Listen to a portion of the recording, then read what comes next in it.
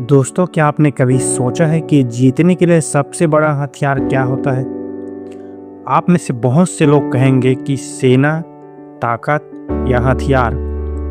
लेकिन मैं कहूँगा कि आपका सबसे बड़ा हथियार है आपका निर्णय। एक ऐसा फैसला जो पीछे हटने के सारे रास्ते को बंद कर देता है। आज मैं आपको एक ऐसे ही योद्धा की कहानी सुनाने जा रहा हूँ जिसने अपनी सेना को जीत की राह पर मजबूर कर दिया, सिर्फ एक ऐतिहासिक फैसले से। दोस्तों, ये कहानी है थिंक एंड ग्रो रिच की किताब की, जिसमें बताया गया है कि जब एक राजा को अपने किसी दुश्मन देश में लड़ाई लड़ने जाना था, लेकिन उसके सैनिकों की संख्या अपने दुश्मन देश के सैनिकों से काफ़ी कम थी।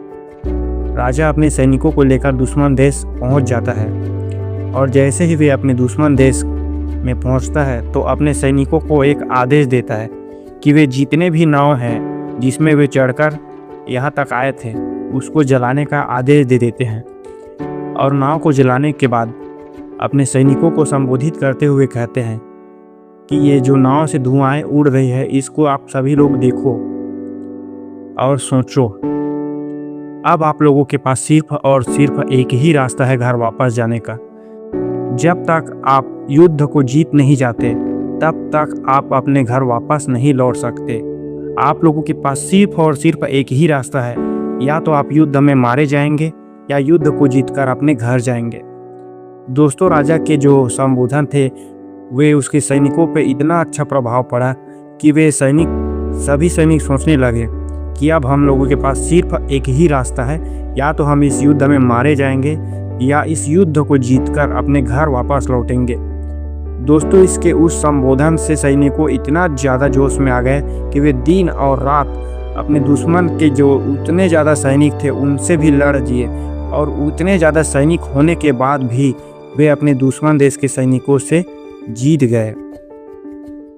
दोस्तों, इस कहानी को बताने का कारण ये था कि जब तक हमारे पास पीछे हटने का रास्ता होता है, तब तक हम पूरी ताकत से आगे नहीं बढ़ पाते हैं। लेकिन जब हम अपने डर, संदेह और बहाने की नाव को जला देते हैं, तो हम अपने लक्ष्य की ओर दौड़ते हैं, बिना रुके, बिना थके।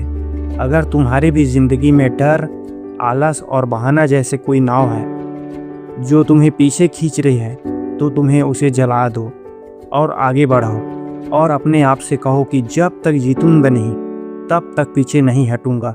अब या तो जीतूंगा या मिट जाऊंगा। देखो यार, सच बात यह है कि जब तक आप किसी एक फील्ड को चुनकर उसमें दिलो जान से काम नहीं करेंगे, तब तक आप सफल नहीं हो पाएंगे।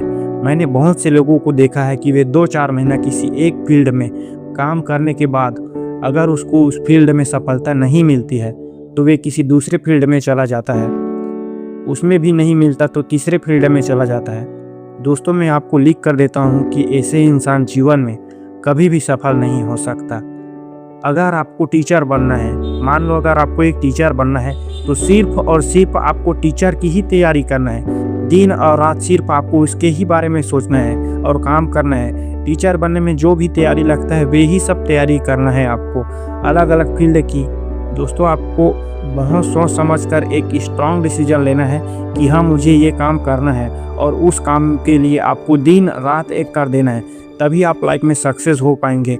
अगर आप किसी एक फील्ड से सफल नहीं होते तो उसके बाद दूसरे फील्ड में चला जाते हैं, तो आप जीवन में कभी भी सफल नहीं हो पाएंगे। आप मेरे इस बात को याद रख लेना।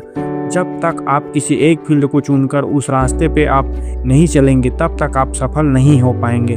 दोस्तों, आज की इस वीडियो के लिए इतना ही। मिलते हैं आप लोगों को एक नए वीडियो में, एक नई सोच के साथ। अगर वीडियो आप लोगों को पसंद आया होगा तो वीडियो को लाइक कर दो, और अगर आप हमारे चैनल पर नए हैं तो चैनल को सब्सक्राइब करके आप हमारे इस छोटे से फैमिली में जोड़ सकते हैं। तो चलिए दोस्तों, मिलते हैं आप लोगों को नेक्स्ट वीडियो में। तब तक के लिए जय हिंद, वंदे मातरम।